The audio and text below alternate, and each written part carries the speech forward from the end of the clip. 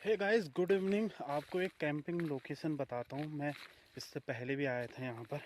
तो जैसे ना आप देख सकते हो, मैं आपको बैक कैमरा यहाँ भी आपकी नज़र जाए, मैं इससे पहले भी यहाँ पर आया हूँ।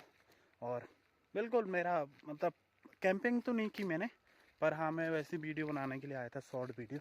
तो इस तरह से, जैसे ये देखिए, मस्त से इसके जस्ट नीचे से ही रोड है। तो यहाँ आते थे तो ये बहुत बड़ा तालाब था। यहाँ से मतलब हमारे लिए, हम नहाते थे इसमें, यहाँ से लेके यहाँ तक। हम छोटे थे तो हम खुद इसके अंदर नहाते थे, बहुत गहरा था।